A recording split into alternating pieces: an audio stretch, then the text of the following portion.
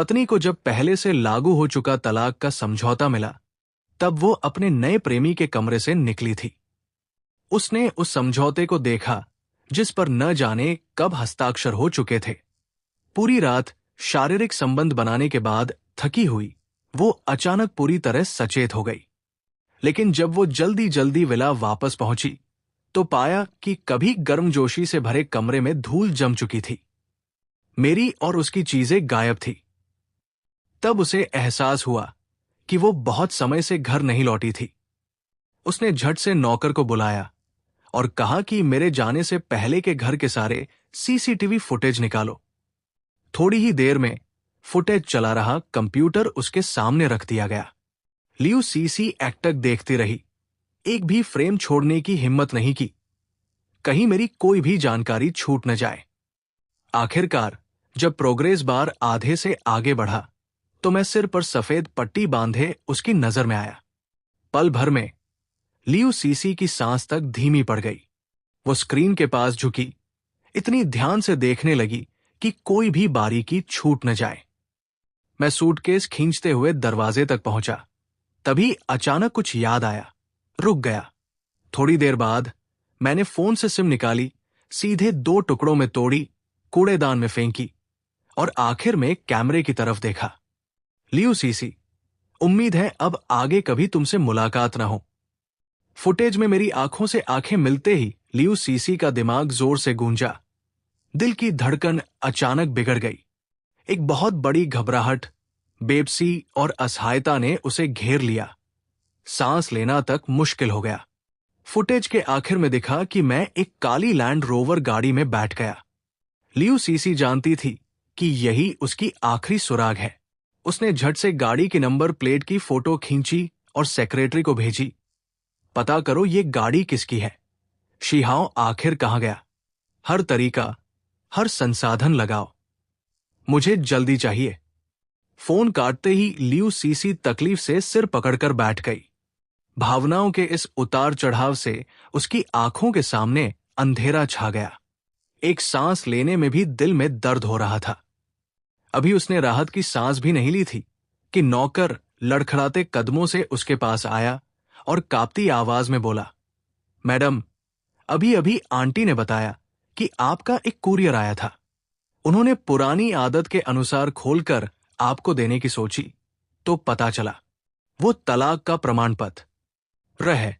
Liu CC को पहले लगा कि शायद उसने गलत सुना, लेकिन नौकर ने तुरंत एक तलाक प्रमाण पत्र मेज पर रख दिया। वो उस प्रमाण पत्र को घूरती रही, फिर सोचने लगी कि शायद उसकी आंखें धोखा खा रही है। वो मानने को तैयार ही नहीं थी।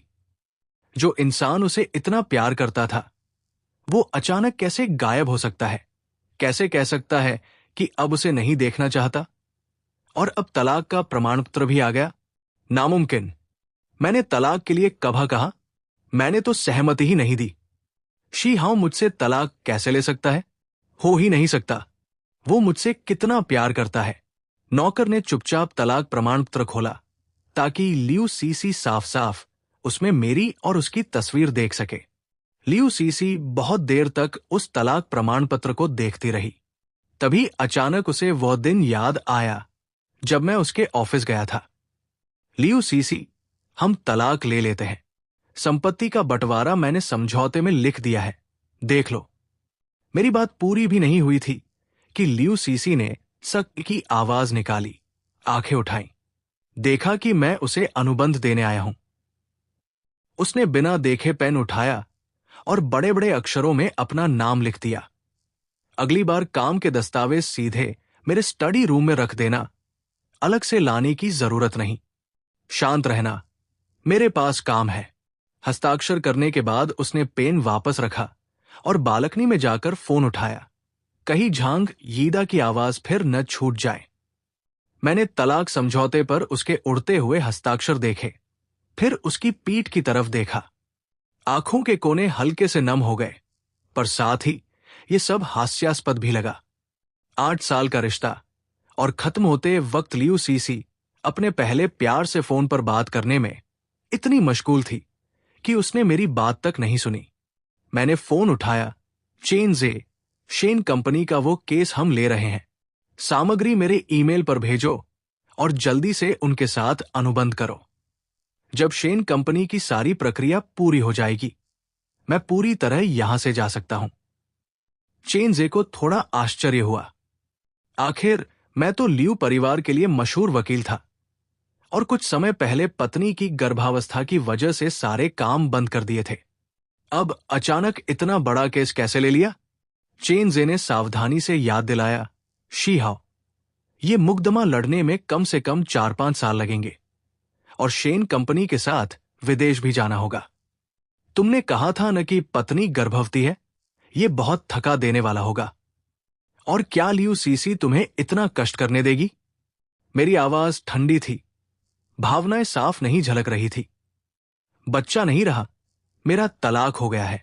ये सुनते ही चेनजे झटके से कुर्सी से गिर पड़ा। क्या? लेकिन कुछ दिन पहले ही लियू सीसी ने मुझसे पूछा था कि पुरुषों को कौन सा सरप्राइज पसंद आता है। नीली आतिशबाजी, तेज कार रेसिंग। वो तो। मैंने एक कड़वी मुस्कान खींची, गले में उठती जलन को दबाते हुए आवाज शांत रखी। झांग यीदा वापस आ गया है। वो सरप्राइज उसके स्वागत के लिए था। लियू सीसी फोन खत्म करके लौटी तो मैं फोन रखकर तलाक समझौता लेकर वापस आ चुका था। लियू सीसी ने मुझ पर एक नजर डाली, पानी पिया, बहुत बात करने से सूखे गले को राहत दी। उसके चेहरे पर थकान थी पर आंखों में एक उत्तेजना छिपी थी। उसकी उंगलियां तेजी से मैसेज का जवाब दे रही थी। एक हाथ में फोन, दूसरे हाथ से लापरवाही से मेरे बाल सहलाए। बड़ी मुश्किल से उसने मुझ पर थोड़ा ध्यान दिया। इतनी रात को क्या कर रहे थे? परफ्यूम की तेज खुशबू मेरी नाक में घुसी। मैंने बिना जाहिर किए भौहें सिकोड़ी। काम। लियू सीसी को देर से कुछ याद आया। उसने मेज की तरफ इशारा किया। हां, तुम्हारे लिए रात का खाना लाई हूं। तुम्हारा पसंदीदा वॉन्टन, गर्म गर्म खा लो। तब मैंने मेज पर रखे वॉन्टन पर ध्यान दिया। वही जो यूनिवर्सिटी के रास्ते के पास वाली दुकान का था, जो मुझे सबसे ज्यादा पसंद था। पहले होता तो लियू सीसी को सुबह 3 बजे तक काम करने के बाद भी मेरी पसंद का खाना लाते देख मैं भावुक होकर रो पड़ता। लेकिन आज मुझे बस उल्टी जैसा लगा। पहले समझ नहीं आता था, पर अब जानता हूं। ये उसने झांग यीदा के लिए बड़ा स्वागत समारोह करने के बाद अपराध बोध में मुझ पर फेंका गया सबसे सस्ता प्यार है। मैंने ताने भरी मुस्कान खींची। अभी मैं जाता भी नहीं कि लियू सीसी का फोन बजा। उसने झट से उठाया, कुछ जवाब दिया, फिर अचानक उठकर मुझे बालकनी की तरफ धकेलने लगी। झांग यीदा कुछ दोस्तों को घर लाया है, काम की बात करने। वे दोस्त थोड़े मुश्किल है। तुम पहले छिप जाओ, वरना गलतफहमी हो जाएगी। आवाज खत्म होते ही दरवाजे की घंटी बजी। लियू सीसी ने तुरंत मुड़कर बालकनी का दरवाजा बंद कर ताला लगा दिया। मैंने पतला स्वेटर पहना था। हादसे के बाद सिर्फ 1 हफ्ता हुआ था और मैं दिसंबर की कड़कड़ाती ठंडी हवा में बालकनी में बंद था। लियू सीसी ने तेजी से दरवाजा खोला और झांग यीदा और बाकी यूनिवर्सिटी दोस्तों को अंदर बुलाया। दोस्तों ने घर देखने की इच्छा जताई। लियू सीसी ने अभी हाँ भी नहीं कही थी कि झांग यीदा ने खुद ही पूरे घर में घुमाना शुरू कर दिया, बाथरूम तक नहीं छोड़ा। दोस्त हंसकर चिढ़ाने लगे, वाह, पुरानी लौ फिर जल गई। विदेश से लौटते ही साथ रहने लगे। जोड़ी तो कमाल की है। देखो लियू सीसी का चेहरा, कितना खुश है। लगता है एयरपोर्ट से उतरते ही सीधे घर ले आई। तुम दोनों किस कमरे में सोते हो? दिखाओ। दोस्तों की सीधी सीधी छेड़छाड़ से झांग यीदा का चेहरा हल्का लाल हो गया। लियू सीसी मुस्कुराकर समझाने ही वाली थी कि तभी बालकनी से आवाज आई। धड़ाम। दोस्तों ने उधर देखा। क्या आवाज थी? लियू सीसी को तब याद आया कि मैं अभी भी बालकनी में हूं। उसके चेहरे की मुस्कान गायब हो गई। सिर हिलाया। हवा तेज है, गमला गिर गया होगा। ये सब छोड़ो, काम की बात करते हैं। ठंडी हवा मेरे स्वेटर के छेदों से अंदर घुसकर त्वचा से चिपक रही थी। दिसंबर की रात, हड्डियों तक जमा देने वाली ठंड। मैं चुपचाप अंदर से आती दो लोगों की हंसी मजाक की आवाजें सुनता रहा। कड़वाहट दिल में फैलती गई। नाप सही न होने से कलाई से गिरे लियू परिवार के खास ऑर्डर वाले कंगन को देखकर अजीब सी शांति महसूस हुई। शायद ऐसा ही होना था। बचपन का साथी पहले प्यार से हार जाए। शायद हमारी कहानी का यही सबसे सच्चा वर्णन है। मैं और लियू सीसी बचपन के साथी थे। किंडरगार्टन से ही मैं लियू सीसी के पीछे पीछे चलता, उसकी देखभाल पाता। हम दोनों ने साथ साथ कई मौसम देखे, एक ही स्कूल से होते हुए यूनिवर्सिटी तक का सफर तय किया। लियू सीसी मुझसे बहुत अच्छा व्यवहार करती थी। आग लगने पर उसने बिना हिचकिचाए मुझे पीठ पर उठा लिया था। भले ही जलती चीजों से उसकी पूरी पीठ जल गई और हमेशा के लिए निशान रह गए। जब मुझे कोई परेशान करता, वो अकेली एक ईंट लेकर मेरे सामने खड़ी हो जाती, मुझे बचाने के लिए गुंडों से लड़ती। उसका पैर टूट गया, 3 महीने बैसाखी पर चली। उसे पता था कि मुझे अस्थमा है, इसलिए हमेशा मेरी दवा साथ रखती। स्कूल में हर ब्रेक में मेरी क्लास के पास से गुजरती, मेरा हाल देखती, फिर पानी भरकर मेरी मेज पर रख देती। उसकी इस कोमल देखभाल की वजह से मुझे उससे प्यार होना स्वाभाविक था। लियू सीसी मुझसे इतना अच्छा व्यवहार करती कि दोस्त मजाक में कहते, वो तुझे पति बनाकर पाल रही है। वो कभी इनकार नहीं करती, बस मुस्कुराकर मेरा सिर सहलाती और पूछती, कैसा लगा? अगर कोई दोस्त कहता कि उसे मैं पसंद हूं और मेरा नंबर मांगता, तो लियू सीसी उसी वक्त उससे झगड़ पड़ती और लौटकर मेरा फोन छीनकर देखती कि कोई गलत इंसान तो नहीं जुड़ा। उसकी आंखों में प्यार और अधिकार देखकर मुझे लगता था कि शायद वह भी मुझे थोड़ा पसंद करती है। इसलिए 18 साल की उम्र में, जब हम हमेशा की तरह अकेले जन्मदिन मना रहे थे, मैंने मोमबत्ती बुझाने से पहले मन्नत मांगते हुए अपने दिल की बात कह दी। उम्मीद से भरा दिल, और बदले में मिला एक शब्द, माफ करना। उसके दिल में कोई और था। मैं शर्मिंदा होकर वहां से भागा। सोचा था कि यह बस बहाना है, लेकिन यूनिवर्सिटी शुरू होते ही लियू सीसी ने प्रेम संबंध बना लिया, कॉलेज के सबसे खूबसूरत लड़के झांग यीदा के साथ। उनकी जोड़ी ने पूरे कैंपस में हलचल मचा दी। सबकी नजरों में वे आदर्श जोड़ी बन गए। दोनों का रिश्ता बहुत मजबूत था। तीसरे साल में लियू सीसी ने शादी का प्रस्ताव रखा। अपनी सारी जमा पूंजी लगाकर झांग यीदा के लिए कैंपस में बड़ा सा प्रपोजल रचा। झांग यीदा इतना भावुक हुआ कि अपनी छवि की परवाह छोड़ उसे पकड़कर चूमने लगा। चारों तरफ बस बधाइयां थी, सिर्फ मैं छिप कर रोया। लेकिन जब मैंने पूरी तरह हार मानकर सिर्फ दोस्त बने रहने की तैयारी कर ली, तभी ग्रेजुएशन से पहले झांग यीदा ने रिश्ता तोड़ दिया और बिना कुछ बताए विदेश चला गया। न कोई वजह, न कोई खबर। उस समय लियू सीसी नाजायज संतान थी, न अधिकार था, न हैसियत, इसलिए उसके पास उसे ढूंढने का कोई तरीका नहीं था। लियू सीसी जितना टूटी, मैं उतना ही उसके साथ रहा। आखिरकार एक दिन उसने पूछा, क्या तुम अभी मुझसे प्यार करते हो? मेरे साथ रहने की कोशिश करोगे? 3 साल का प्रेम संबंध, 5 साल की शादी, मैंने सब कुछ झोंक दिया। देखते देखते वो झांग यीदा को भूलने लगी। हमारा रिश्ता बेहतर होता गया। लगने लगा कि लियू सीसी सच में मुझसे प्यार करने लगी है। तभी झांग यीदा लौट आया।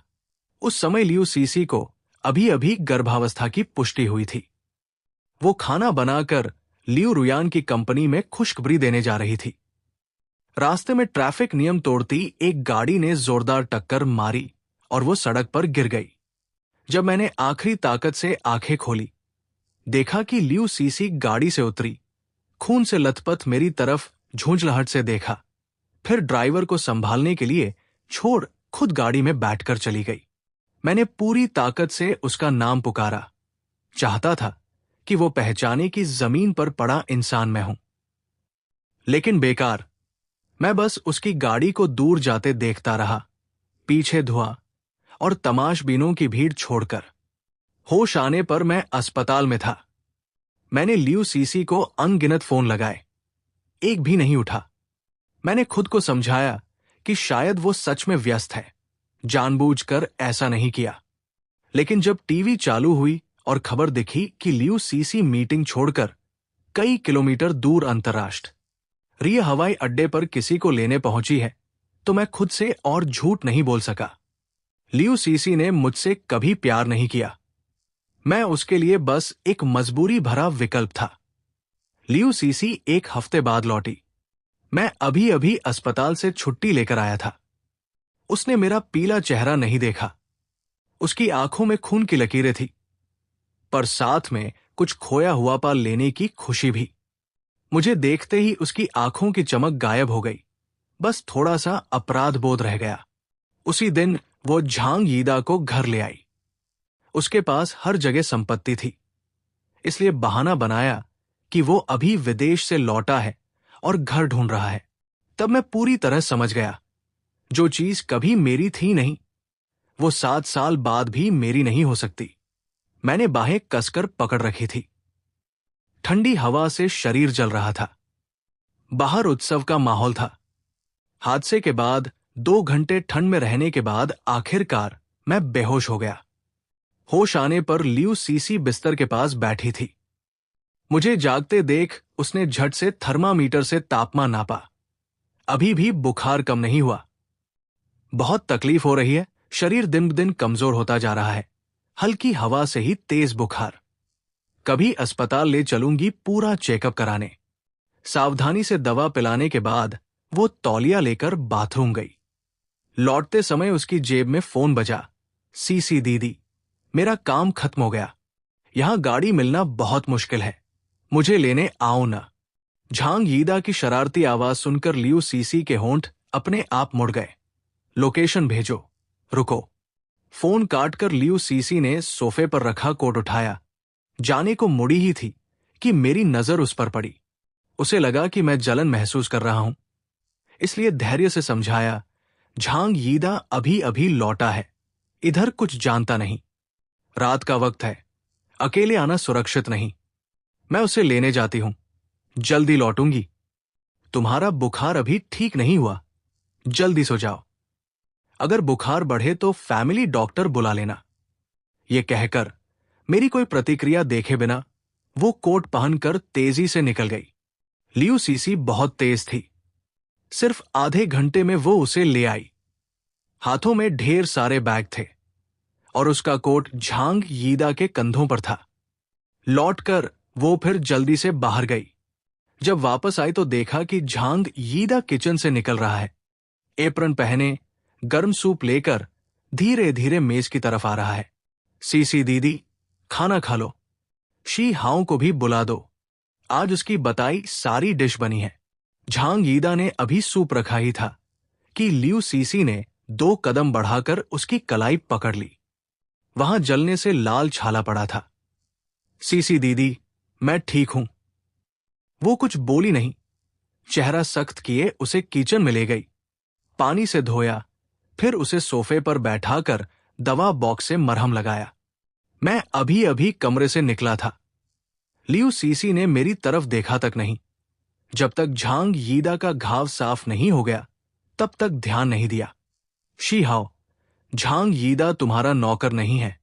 तुम्हें उसे खाना बनाने का आदेश देने का कोई हक नहीं। पता है उसका हाथ जल गया? वो डॉक्टर है, हाथ में चोट कितनी खतरनाक होती है। लियू सीसी सीधे मेरी आंखों में देख रही थी, स्पष्टीकरण मांग रही थी। मैं बुखार से चकराया हुआ था, भूख से पेट दर्द कर रहा था, बस कुछ खाने आया था और बेवजह लियू सीसी का आरोप झेल रहा था। मेरा चेहरा भी सख्त हो गया। मुझे 2 दिन से बुखार है, कल से होश तक ठीक नहीं था। मैं कैसे उसे कुछ कह सकता हूं? लियू सीसी, पहले पता करो फिर आरोप लगाओ। पेट में कितनी भी भूख हो, मेरी इच्छा खत्म हो चुकी थी। चेहरा उतरते लियू सीसी और घबराए झांग यीदा को अनदेखा कर पेट पकड़कर धीरे धीरे कमरे में लौट गया। बिस्तर पर लेटते ही फोन बजा। शेन कंपनी से था। मिस्टर शी, हमारी कंपनी ने आपकी फर्म से अनुबंध कर लिया है। शेन सर चाहते हैं कि 1 हफ्ते में ज्वाइन करें, फिर वीजा बनवाकर महीने के अंत में शेन कंपनी की कानूनी टीम के साथ विदेश जाएं। आपकी तरफ से कोई दिक्कत? दूसरी तरफ से बेहद पेशेवर आवाज आई। मैंने विनम्रता से जवाब दिया, कोई दिक्कत नहीं, मैं कभी भी जा सकता हूं। बातचीत चल ही रही थी कि लियू सीसी न जाने कब दरवाजे पर आ खड़ी हुई। मुझे घूर रही थी। कहां जाना है? फिर कोई केस लिया? मैंने लापरवाही से हम कहा, फोन रखा और फिर लेट गया। लियू सीसी ने अभी अभी माफी मांगने की सोची थी, पर मेरी ठंडी प्रतिक्रिया देखकर उसके मुंह से बात नहीं निकली। अगली सुबह मेरी नींद जलने की तेज गंध से खुली। मुझे लगा आग लग गई है। जल्दी से उठकर पिछले बगीचे की तरफ भागा। वहां देखा कि नौकर मेरे प्यार से उगाए फूलों की क्यारियां एक एक कर उखाड़ कर जला रहे हैं। ये क्या कर रहे हो? मेरा चेहरा सख्त हो गया। मेरे फूलों को छूने की इजाजत किसने दी? नौकर डर से कांप उठे। काम रोक दिया, लेकिन फूलों की क्यारियां पूरी तरह उजाड़ी और जलाई जा चुकी थी। अब रुकने से भी कुछ नहीं होने वाला था। शी हाओ, सीसी दीदी ने मेरे लिए ही ये फूलों का बगीचा जलवाया है। नौकरों पर गुस्सा मत करो। मैं डॉक्टर हूं। सुबह गुलाब के कांटे से उंगली कट गई। सीसी दीदी को डर हुआ कि कहीं इन्फेक्शन न हो जाए, इसलिए बगीचा हटवा दिया। लेकिन चिंता मत करो, मैंने सीसी दीदी से कह दिया है, गुलाब की जगह लैवेंडर लगाएंगे। एक ही बात है। झांग यीदा ने सावधानी से पूछा, शी हाओ, तुम नाराज तो नहीं हो? तब मेरी नजर पास बैठे झांग यीदा पर पड़ी। उसकी मुस्कुराती शक्ल देखकर मैं अचानक शांत हो गया। साफ था, वो जानबूझ कर रहा था। मन में उठती घृणा को दबाकर मैंने होंठ मोड़े, बिल्कुल नहीं, तुम लोग खुश रहो बस। ये फूलों का बगीचा लियू सीसी ने दिया था, उसे हक तो है ही। और अब तलाक ही हो गया तो एक बगीचे का क्या? झांग यीदा को मनमानी करने देकर मैं कमरे में लौटा और सामान समेटने लगा। शादी के 5 साल मेरी चीजें घर के हर कोने में फैली थी। समेटना आसान नहीं था। आसानी के लिए मैंने फेंकना चुना। बक्से निकाले, सगाई की तस्वीरें, शादी की तस्वीरें, जोड़े वाली चीजें, जो कुछ मुझसे जुड़ा था सब बक्सों में डाला। बुखार अभी उतरा ही था, ताकत नहीं थी। 5 घंटे लगे आधा सामान निपटाने में। थोड़ा आराम कर फिर लगा ही था कि नजर बेड साइड टेबल पर रखी लकड़ी की मूर्ति पर पड़ी। वो मूर्ति लियू सीसी ने खास मांगकर मंगवाई थी। शादी के पहले साल शहर में फ्लू फैला। मेरा शरीर कमजोर था। पहले ही दिन चपेट में आ गया। फ्लू इतना खतरनाक था कि निमोनिया हो गया। तेज बुखार कई दिन नहीं उतरा। सीधे आईसीयू में भर्ती होना पड़ा। उसी रात जब मैं आईसीयू में मौत से लड़ रहा था, लियू सीसी, जो पक्की नास्तिक थी, अंधविश्वासों पर यकीन कर पैदल पहाड़ चढ़कर मंदिर गई और वो आशीर्वादित मूर्ति ले आई। बाद में मैं सच में बच गया। लियू सीसी ने मंदिर जाकर आभार प्रकट किया और 3 साल तक शाकाहारी रही। कभी मैं उस मूर्ति को सबसे अनमोल मानता था। उसे प्यार का सबूत समझकर रोज साफ करता, सोने से पहले उसे देखना जरूरी समझता। मैंने मूर्ति को देखा, होंठ टेढ़े किए, फिर उसे बाकी कबार के साथ बक्से में डाल दिया। 2 बड़े बक्सों को घसीटकर पिछले आंगन में ले गया और फूल जलाने से बची जलती लकड़ी उठाकर बक्सों में फेंक दी। सूखी चीजों ने पल भर में आग पकड़ ली। मैं वही खड़ा अपनी और लियू सीसी की चीजों को यादों समेत राख होते देखता रहा। लियू सीसी घर लौटी तो धुएं से खांसने लगी। तभी ऊपर से सब देख रहा झांग यीदा नीचे आया और माफी भरे स्वर में बोला, सॉरी सीसी दीदी, लगता है सुबह तुमने मेरे लिए बगीचा जलवाया, इसलिए शी हाओ नाराज हो गया। उसने मुझे आग के पास खड़ा देखा, ठंडी नजरों से धधकती आग को घूरते हुए। एक पल को बुरा पूर्वाभास हुआ। झांग यीदा को सांत्वना देने का भी समय नहीं था। उसकी नजर बक्सों में बची चीजों पर गई। वहां से गिरी मूर्ति देखकर उसकी आंखें फटी रह गई। वो घबराकर दौड़ी, जलते हाथों से मूर्ति उठा ली। शी हाओ, तुमने अचानक मूर्ति क्यों जलाई? ये तुम्हारे लिए कितनी मायने रखती है? तुम इसे कैसे जला सकते हो? लियू सीसी की उंगलियां जल गई थी, पर उसे परवाह नहीं थी। वो ध्यान से मूर्ति से राख झाड़ रही थी, बड़ी सफाई से। जब देखा कि बस ऊपरी परत जली है, तो राहत की सांस ली। मुझे उसकी उत्तेजना समझ नहीं आई। मैंने होंठ मोड़कर उसके गुस्से को अनदेखा किया।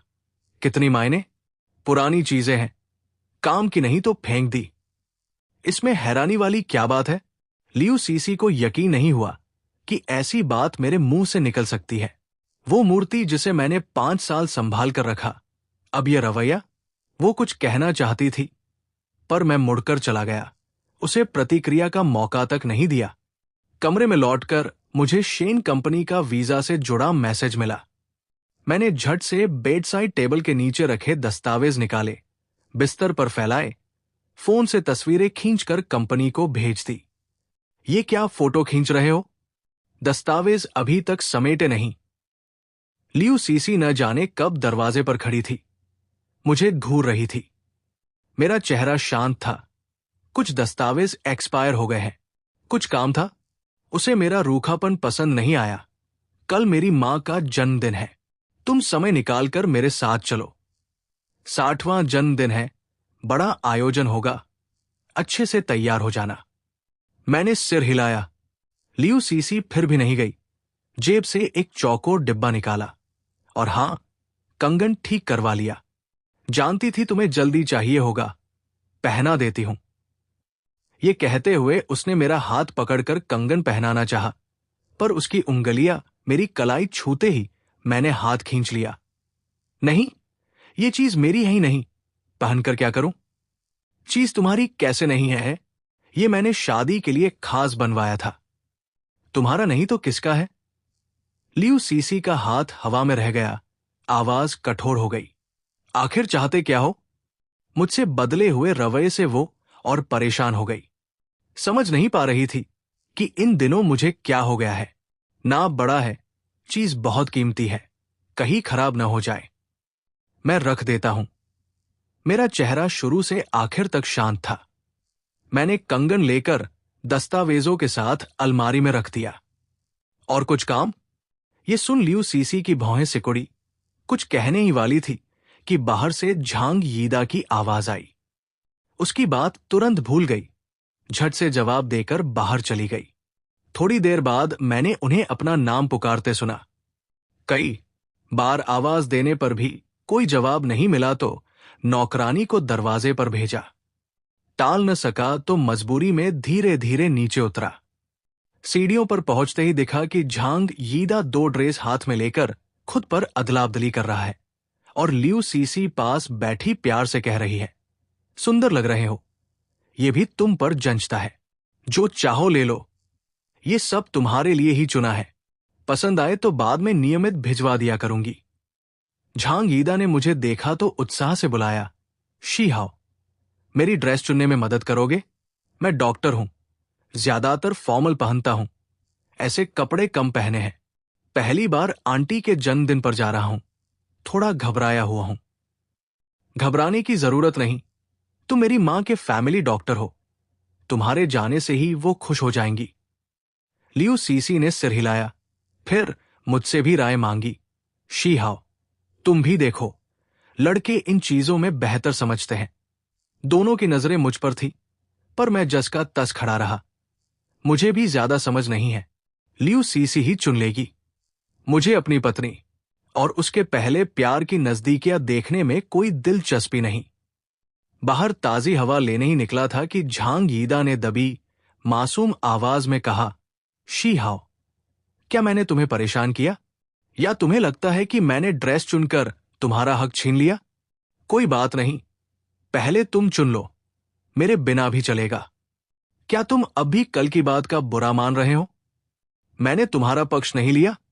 मुझे तुरंत समझ नहीं आया। झांग यीदा की समझदारी और घबराहट ने लियू सीसी के गुस्से को भड़का दिया। वो 2 कदम बढ़ी, मेरी कलाई पकड़ी, चेहरा काला पड़ा हुआ, शी हाओ, आखिर क्या नखरे कर रहे हो? पिछली बार तुम्हें गलत समझा, मैं जल्दी में थी, गलती मेरी थी, मुझ पर गुस्सा करो। पर झांग यीदा पर गुस्सा निकालने का क्या मतलब? क्या माहौल बिगाड़ कर ही तुम्हें चैन मिलेगा? हवा जैसे जम गई। मैंने अपनी 5 साल की पत्नी को बिना कुछ सोचे समझे दूसरे का पक्ष लेते देखा। गुस्से में हंसी आ गई। मैंने ऐसा क्या कहा कि तुम दोनों को लगा मैं नखरे कर रहा हूं? मुझे ड्रेस की समझ नहीं है, ये सच नहीं? लियू सीसी, भूल गई? शादी के 5 साल मेरे कपड़े हमेशा तुम ही चुनती थी। लियू सीसी ने पकड़ नहीं छोड़ी। जब मैंने छुड़ाकर हाथ खींचा तो कलाई पर लाल निशान पड़ गए। मैंने कलाई घुमाई, थोड़े से बचे जज्बात पर काबू किया, खुद को शांत किया। अब मैं जा सकता हूं? जवाब का इंतजार किए बिना सीधे कमरे में गया और दरवाजा जोर से बंद कर लिया। लियू सीसी मेरी जाती पीठ देखती रही। हाथ अब भी हवा में जमा था। सीने में कुछ अटक सा गया, सांस लेना भी भारी हो गया। रात को लियू सीसी कमरे में आई और किनारे सो रहे मुझे गले लगाने की कोशिश की। छूते ही मेरी नींद खुल गई। मुझे अभी भी बुखार है, दूर ही रहो, कहीं तुम्हें संक्रमण न हो जाए। मैंने उसका हाथ हल्के से हटाया, चादर से चेहरा आधा ढका। पहले जब तुम्हें फ्लू होता था तो मैं ही देखभाल करता था। अब संक्रमण की क्या बात? बचपन से आज तक कौन सी बीमारी में मैं तुम्हारे पास नहीं रहा? फिर भी लियू सीसी अड़ी रही। उसने मुझे कसकर गले लगाया, माथे पर हाथ रखकर बुखार जांचा। अभी हल्का बुखार है, जल्दी सो जाओ, मैं स्पिरिट लगा देती हूं। उसने धीरे से कमरे से बाहर जाकर दवा बॉक्स निकाला, रुई और स्पिरिट लेकर पहले की तरह मुझे लगाने लगी। कई बार आता जाता। सुबह होते होते जब बुखार बढ़ना बंद हुआ, तब उसने राहत की सांस ली और बिस्तर पर लेटकर मेरा ठंडा हाथ अपनी हथेली में लेकर सो गई। जब लियू सीसी की सांसें एक्समान हुई, मेरी पलकें हल्की सी कांपी। अगली शाम लियू सीसी ने मुझे तैयार होकर चलने को कहा। मैं आराम से गाड़ी तक गया।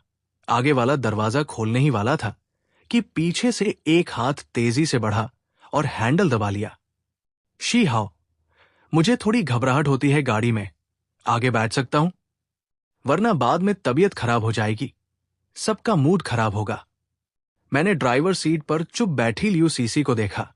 आंखों में ताना उभरा, होंठ हल्के से मोड़े, सिर हिलाया और पीछे जा बैठा। गाड़ी में बैठते ही आंखें बंद कर ली। रात को नींद पूरी नहीं हुई थी। सुबह 4 घंटे कागजात सहेजे थे, अब पलकें बोझिल थी। लियू सीसी बार बार रियर व्यू मिरर में देखती, मेरा पीला चेहरा देखकर बेचैन होती। किसी तरह जब मैंने करवट बदली और आंखें खोली, उसने झट पूछा, अब भी तबीयत खराब है? मैंने एक पल रुककर सिर हिलाया, सो रहा हूं। पास बैठा झांग यीदा दोनों को देखता रहा। उंगलियां हल्की सिकुड़ी, फिर चेहरे पर अपनी मीठी मुस्कान सजाकर पुरानी बातें छेड़ने लगा। लियू सीसी का ध्यान तुरंत भटक गया। वो अब शीशे में नहीं देख रही थी। 2 घंटे की ड्राइव के बाद तीनों जगह पहुंचे। समारोह अभी शुरू नहीं हुआ था। इस साल आयोजन पहले से बड़ा था, लोग भी ज्यादा थे। कई जाने पहचाने यूनिवर्सिटी दोस्त भी माता पिता के साथ आए थे, हाथ हिलाकर अभिवादन कर रहे थे।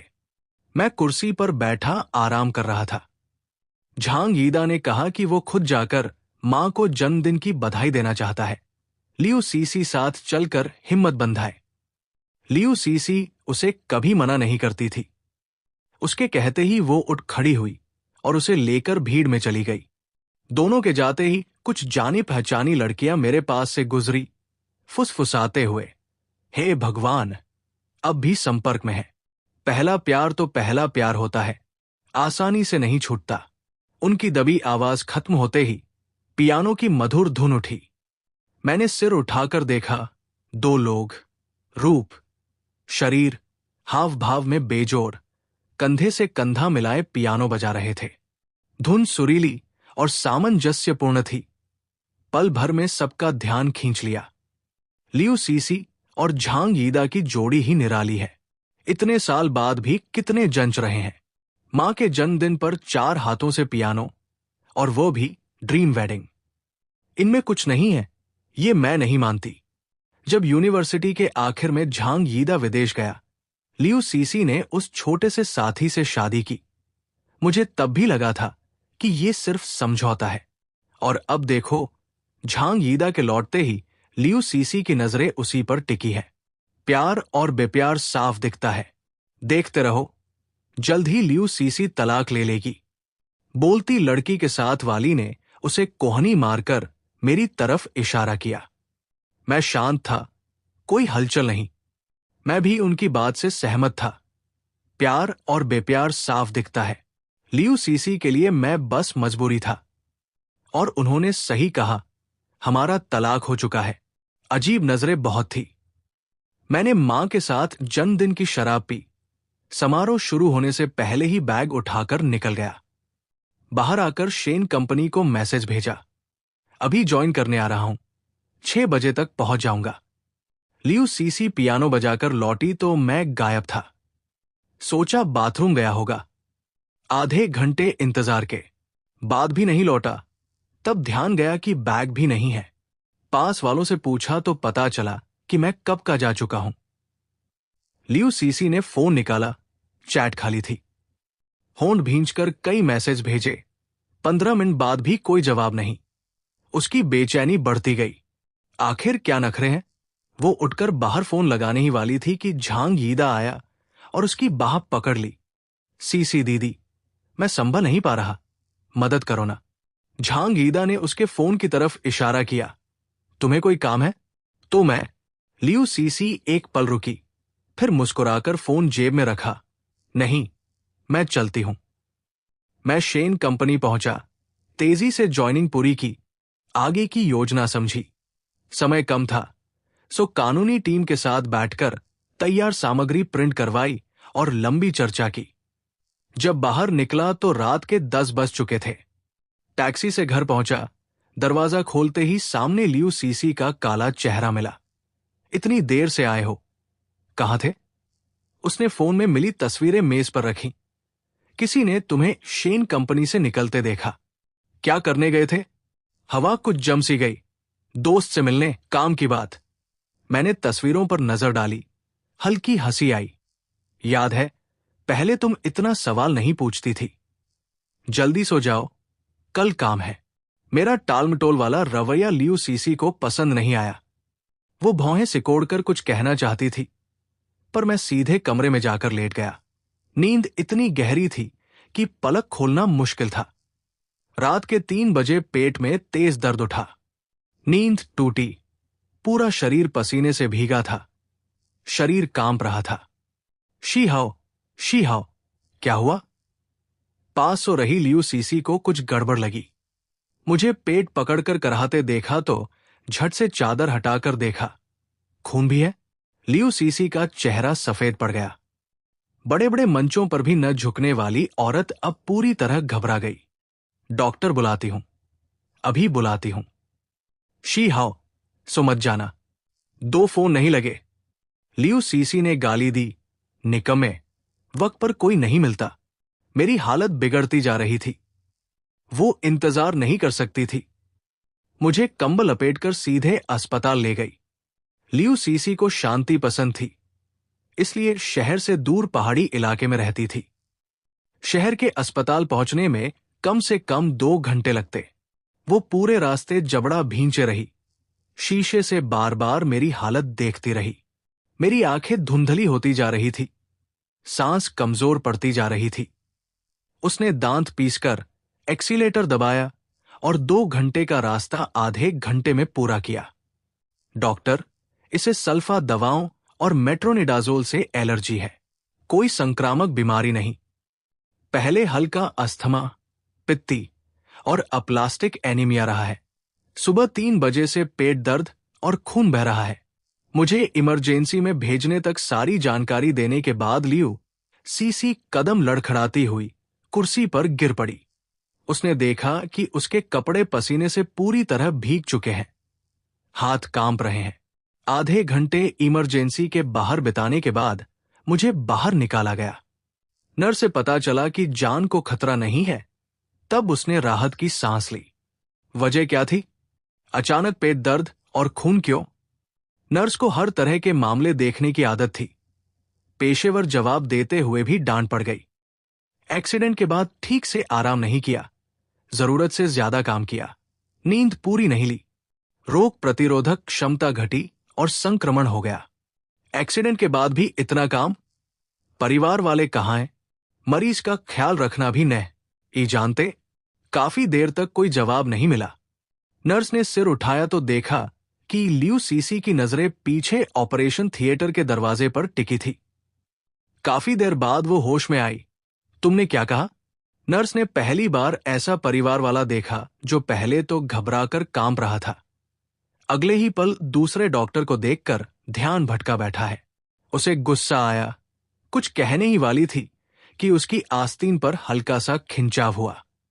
नीचे देखा तो मैंने फीकी मुस्कान से सिर हिलाया। बेकार है। शायद लियू सीसी के दिल में मेरी कुछ अहमियत है, पर वो अहमियत झांग यीदा के सामने कुछ नहीं। मैंने बिस्तर पर लेटे लेटे लियू सीसी की नजर का पीछा किया। वहां झांग यीदा ऑपरेशन थिएटर से निकल रहा था, माथा सहलाता, लड़खड़ाते कदमों से। वो दीवार से टिककर बैठ गया।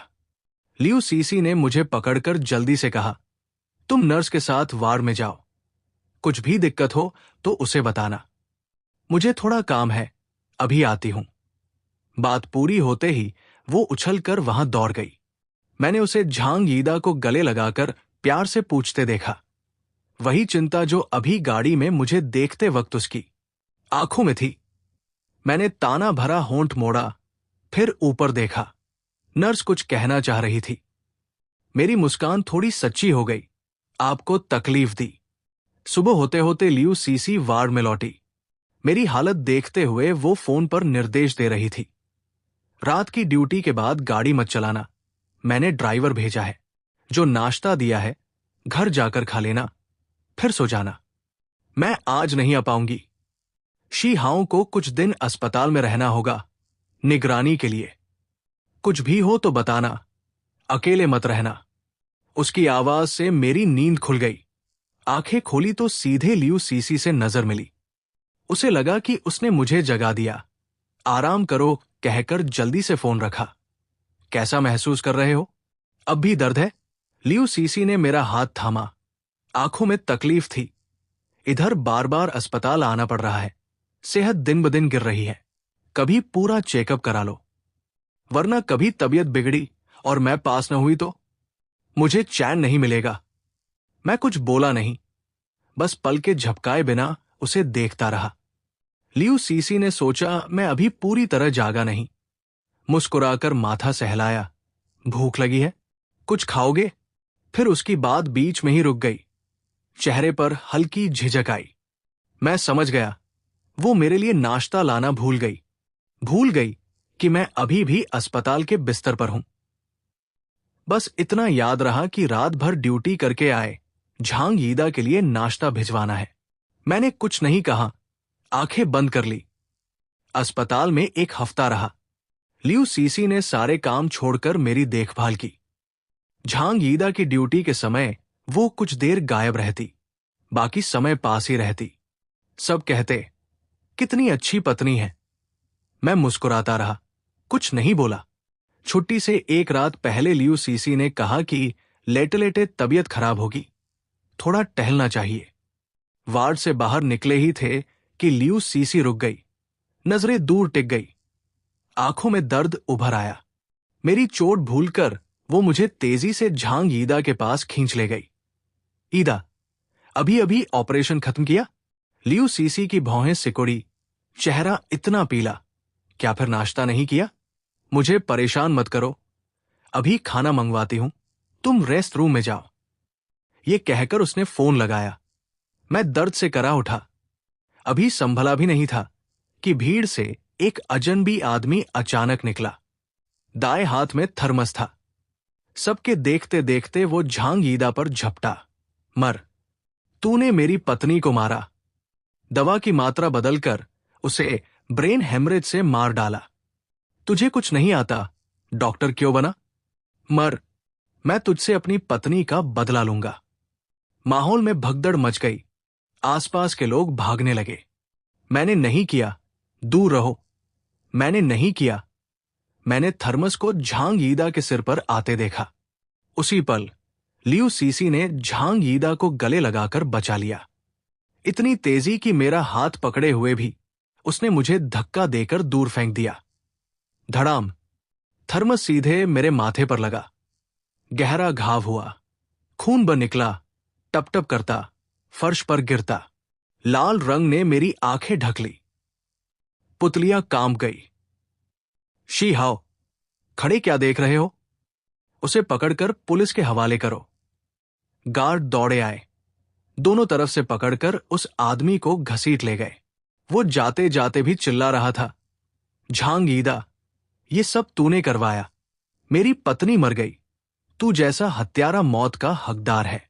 रुक, मैं तुझे मार कर रहूंगा। चीखें खाली अस्पताल में गूंजती रही, भयानक और दिल दहला देने वाली। लियू सीसी ने गुस्से में झांग यीदा को गले से अलग किया और मेरी तरफ बढ़ी।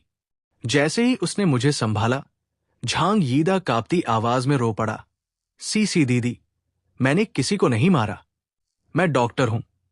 मैं बस उसकी पत्नी को बचा नहीं सका। मेरे साथ ऐसा क्यों? झांग यीदा का चेहरा पीला पड़ गया, आंखों में आंसू, शरीर लड़खड़ा रहा था, जैसे एक शब्द और सुनते ही गिर पड़ेगा। सब मेरी वजह से शी हाओ को चोट लगी। मैं डॉक्टर बनने लायक नहीं। मैंने माता पिता की उम्मीदों पर पानी फेर दिया। भीड़ की नजरों से उसकी हिम्मत टूट रही थी। वो होंठ चबाता हुआ बाहर भागा। लियू सीसी ने रोकना चाहा, पर वो जा चुका था। उसने होंठ भींचे, गोद में पड़े मेरे खून से सने चेहरे को देखा, फिर झांग यीदा के जाते हुए पीछे की तरफ। सिर में तेज दर्द उठा। तभी नर्स बिस्तर लेकर आई, और कोई विकल्प नहीं था। उसने मुझे बिस्तर पर लिटाया और गार्ड से कहा, सर का ध्यान रखना, कुछ भी हो तो बताना। इतना कहकर वो झांग यीदा के पीछे दौड़ गई। मैंने घाव पर हाथ रखा, खून से लथपथ आंखों से लियू सीसी की पीठ को देखा। दिल में अब भी दर्द था, पर अब आश्चर्य नहीं रहा। पहली बार नहीं था जब उसने मुझे छोड़ा था। आदत हो चली थी। लियू सीसी की छाया गायब होने तक मैंने देखा, फिर सुन्न नजरें हटाई और नर्स से इमरजेंसी में ले जाने दिया। खून रोका गया, घाव पर पट्टी हुई, फिर वार्ड में वापस भेज दिया गया।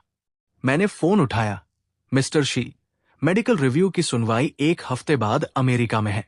तैयार रहिएगा, 2 दिन बाद हम आपको लेने आएंगे। संदेश साफ दिखा। मैंने धीरे से जवाब दिया, ठीक है। कंक्शन की वजह से सिर घूम रहा था। अगली दोपहर तक थोड़ी राहत मिली। तब मैंने पूरी रात कांपते फोन को उठाया। स्क्रीन पर लियू सीसी के संदेशों का अंबार था। शी हाओ, डॉक्टर ने बताया कि तुम्हें कंक्शन है, बहुत तकलीफ है। सुबह उठकर पहले नाश्ता करना, आंटी से दलिया भिजवाया है, खाकर सो जाना। झांग यीदा कल डर गया था। मानसिक आघात है, कहीं कुछ कर न बैठे, इसलिए उसके साथ बाहर घूमने जा रही हूं। तुम अस्पताल में आराम से रहो, मैं जल्दी लौटूंगी। तुम्हारी चोट मेरी लापरवाही से हुई, मैं भरपाई करूंगी। कुछ चाहिए तो बता दो, लिस्ट बना दो, लाती हूं। लौटकर तुम्हें तुम्हारी पसंदीदा आर्ट एग्जीबिशन दिखाने ले जाऊंगी। अभी तक उठे नहीं?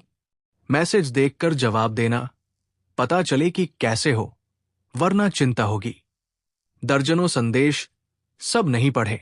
आखिर तक स्क्रॉल किया, स्क्रीन बंद की, बिस्तर पर लेट गया। सिर दर्द से भौहें सिकोड़ी। कुछ देर बाद फोन फिर कांपने लगा। अनदेखा करना चाहा, पर संदेश रुकने का नाम नहीं ले रहे थे। परेशान होकर उठाया तो इस बार भेजने वाला झांग यीदा था। शी हाओ, अब तबीयत कैसी है? सीसी दीदी मेरा मूड ठीक करने के लिए मुझे घुमाने ले गई। कल तुम्हें भी चोट लगी, अपना ख्याल रखना। 2 संदेशों के साथ 2 तस्वीरें थी। दोनों में लियू सीसी और झांग यीदा। एक में दोनों सिर से सिर मिलाए बैठे थे। लियू सीसी की आंखों में प्यार, झांग यीदा के चेहरे पर खुशी, जैसे कोई प्रेमी जोड़ा। दूसरी में दोनों हल्के कपड़ों में गर्म पानी के झरने में बैठे थे, चेहरे लाल, आधे कंधे नंगे। माहौल पूरी तरह प्रेम भरा। मैंने बस एक नजर देखी, चेहरे पर कोई भाव नहीं आया। स्क्रीन बंद कर चुपचाप 2 दिन अस्पताल में रहा। दूसरी शाम डॉक्टर के मना करने के बावजूद मैंने अस्पताल से छुट्टी ली। बाहर निकलकर शेन कंपनी को पता भेजा। फिर टैक्सी से एक बार लियू हवेली गया। वहां से पहले से तैयार सूटकेस उठाया। आखिरी बार घर को देखा। मुड़कर गेट पर आकर इंतजार करने लगा। ज्यादा देर नहीं लगी। आधे घंटे बाद एक काली लैंड रोवर सामने रुकी। मिस्टर शी, चले। गाड़ी तेज रफ्तार से 2 घंटे में एयरपोर्ट पहुंची। रास्ते भर लियू सीसी के दर्जन भर फोन आए, एक भी नहीं उठाया। उड़ान के समय पर फोन बंद किया। खड़े होकर शांत भाव से सिम तोड़ी, कूड़ेदान में फेंकी। मुड़कर बिना पीछे देखे चल दिया। लियू सीसी होटल के बिस्तर पर बैठी हरे रंग की चैट देख रही थी। आंखों में उलझन। पूरे 2 दिन सैकड़ों संदेश, एक का भी जवाब नहीं। दर्जन भर फोन, एक भी रिसीव नहीं। वो जानती थी मैं नाराज हूं। पहले भी मैं नाराज होता था, पर कभी एक दिन से ज्यादा नहीं। और मैं फोन कभी नहीं काटता था। हमेशा बात करके सुलझाने की कोशिश करता। ये पहली बार था। लियू सीसी बेचैन हो गई। बाल खींचे, सीने में कुछ अटका सा लगा। फोन मिलाने ही वाली थी कि दरवाजे पर दस्तक हुई। सीसी दीदी, मैं हूं। झांग यीदा की आवाज सुनकर लियू सीसी ने दरवाजा खोला। दरवाजा खुलते ही वो अंदर घुस आया। शरीर पर सिर्फ बाथरोब, हाथ में शराब की बोतलें। सीसी दीदी, बाहर घूमने आए हैं, आज पीते हैं। झांग यीदा का चेहरा हल्का लाल था। आंखों में नमी। लग रहा था पहले से काफी पी चुका है। इधर बहुत घुटन हो रही है। तुम यूनिवर्सिटी के दिनों की तरह मेरे साथ रहो, साथ पियो, साथ बातें करो, प्लीज। बेवजह हत्यारा कहलाना। बहुत दुख होता है। झांग यीदा जमीन पर बैठ गया। एक बोतल खोलकर सीधे मुंह से पीने लगा। लियू सीसी उसकी तकलीफ देख सकती थी। पहले होती तो दिल से लगा लेती, पर अब दिमाग में बार बार मेरा खून से सना चेहरा घूम रहा था। फिर भी उसने मना नहीं किया। हल्के से सिर हिलाया। झांग यीदा की मुस्कान और चौड़ी हो गई। लियू सीसी उसकी बातें सुनती रही, पर नजरें बार बार फोन पर जाती, किसी नए संदेश की तलाश में। दीदी, फोन मत देखो। झांग यीदा ने मुंह बनाया और उसका फोन छीन लिया। कौन सा काम इतना जरूरी है कि आराम भी नहीं करने दे रहा? उसने जानबूझकर ऐसी हरकत की कि उसका बाथरोब आधा खुल गया। शराब के नशे में वो लियू सीसी से चिपक गया। नम आंखों से उसे देखने लगा। उसे पता था कि लियू सीसी को उसकी आंखें सबसे प्यारी लगती है। पहले जब वे रिलेशनशिप में थे, लियू सीसी उसकी आंखों में देखती ही रहती थी। जब भी इन आंखों में आंसू आते, लियू सीसी घबरा जाती, घंटों उसे मनाती। ये नुस्खा विदेश से लौटने के बाद भी काम करेगा। उसे भरोसा था कि अगर वो पहल करेगा तो लियू सीसी मना नहीं करेगी। सीसी दीदी, तुम जानती हो मैं तुमसे कितना प्यार करता हूं, है ना? मैं अब भी तुमसे प्यार करता हूं। थोड़ी देर का साथ भी काफी है। जानता हूं तुम्हारी शादी हो चुकी है, पर मैं अपनी भावनाएं रोक नहीं पाता। आज हम दोनों ने पी है, इसे मेरा नशा समझो। मुझे एक मौका दो, प्लीज। ये कहकर झांग यीदा झुककर उसे चूमने आया। लियू सीसी ने तेजी से मुंह घुमाया। फिर भी वो चुंबन उसकी ठुड्डी पर पड़ा। चुंबन अचानक से ठुकरा दिया गया। झांग यीदा हवा में जम गया, आंखों में अविश्वास। जैसे यकीन न हो, उसने अचानक लियू सीसी का चेहरा पकड़ा और फिर हड़बड़ी में चूमने की कोशिश की। नतीजा वही, फिर इनकार। झांग यीदा की सांस तक रुक गई। चेहरा भ्रमित। सीसी दीदी, तुम मुझे मना क्यों कर रही हो? क्या तुम्हारे दिल में मेरे लिए कुछ नहीं? जब से मैं लौटा हूं, तुमने मेरा ख्याल रखा, मुझे घर में रखा, मेरे लिए फूलों का बगीचा लगवाया, चोट पर मरहम लगाया, पार्टी में ले गई, यहां तक कि खतरे में सबसे पहले मुझे बचाया। तुम मुझसे प्यार नहीं करती, ये कैसे हो सकता है?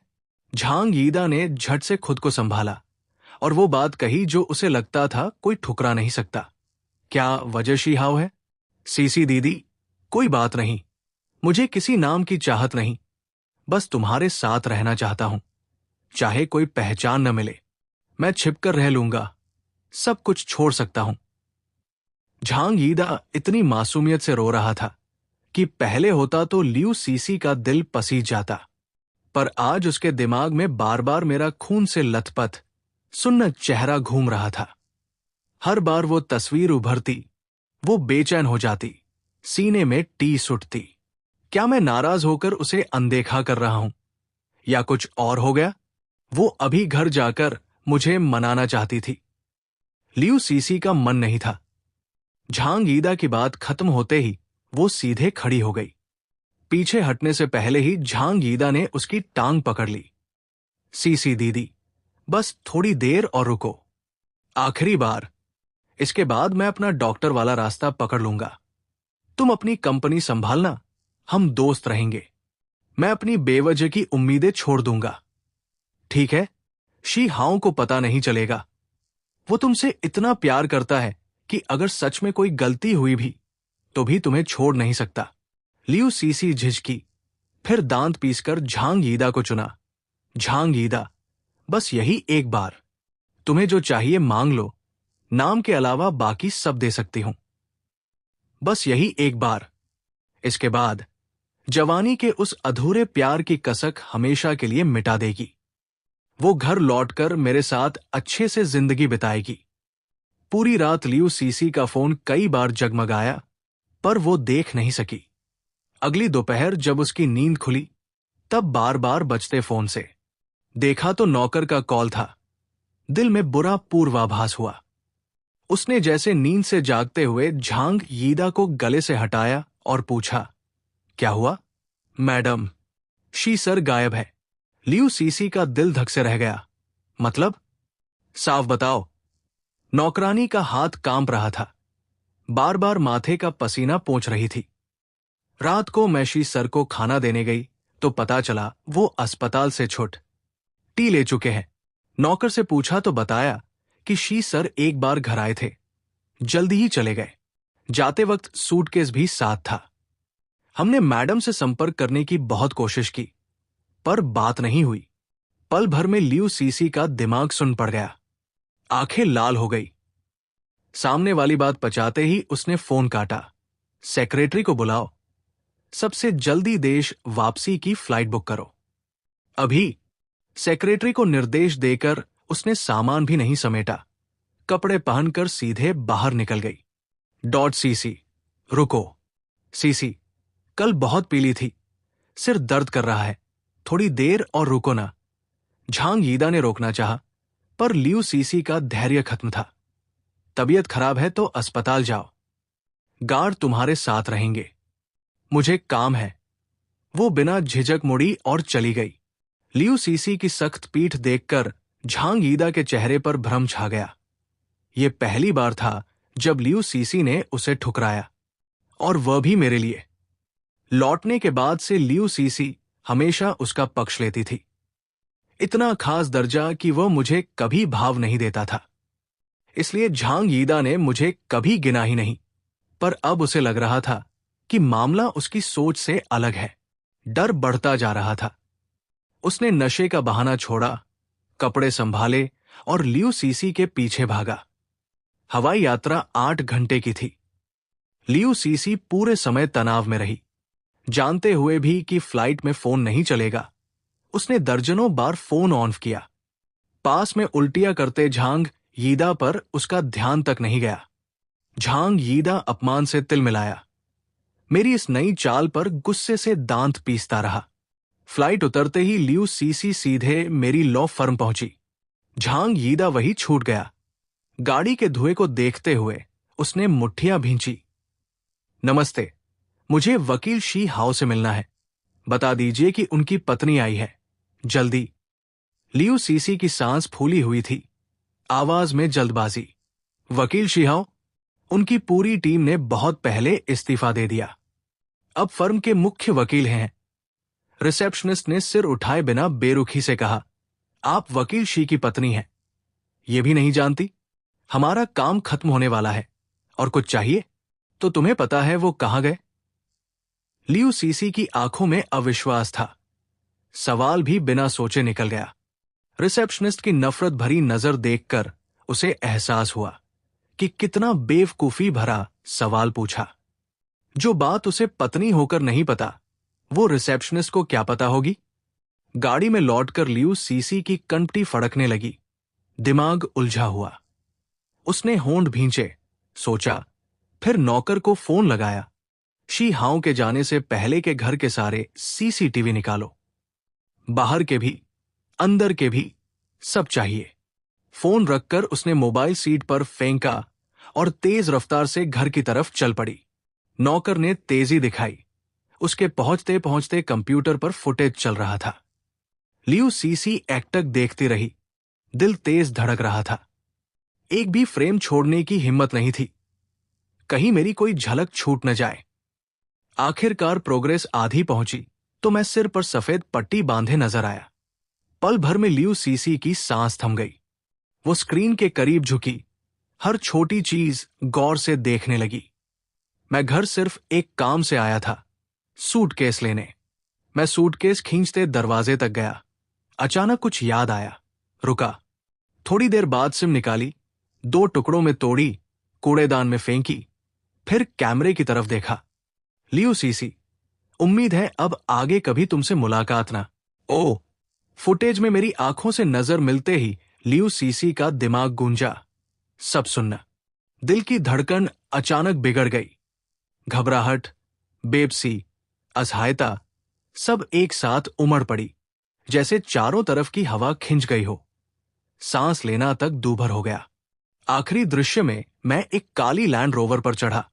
लियू सीसी समझ गई कि यही आखिरी सुराग है। उसने झट से गाड़ी की फोटो खींची, सेक्रेटरी को भेजी। पता करो, ये गाड़ी किसकी है, शी हाउ कहाँ गया। हर तरीका, हर साधन जल्दी चाहिए। सेक्रेटरी ने तुरंत काम शुरू किया। फोन रखते ही लियू सीसी सिर पकड़कर बैठ गई। भावनाओं के उतार चढ़ाव से आंखों के सामने अंधेरा छा गया। सांस लेने पर दिल चुभता था। अभी उसने राहत नहीं ली थी कि नौकर लड़खड़ाता हुआ आया। कांपती आवाज में बोला, मैडम, आंटी ने बताया कि आपका कुरियर आया था। उन्होंने पुरानी आदत से खोलकर आपको देना चाहा तो पता चला वो तलाक का प्रमाण पत्र है। लियू सीसी को पहले लगा कानों ने धोखा खाया, पर नौकर ने तुरंत तलाक प्रमाण पत्र मेज पर रख दिया। वो उसे घूरती रही, फिर सोचा आखिर धोखा खा रही है। वो मानने को तैयार नहीं थी। जो उससे बेइंतहा प्यार करता था, वो अचानक गायब कैसे हो गया। अब तलाक प्रमाण पत्र भी नामुमकिन। मैंने तलाक के लिए कभा कही, मैंने सहमति नहीं दी। शी हाउ मुझसे तलाक कैसे ले सकता है।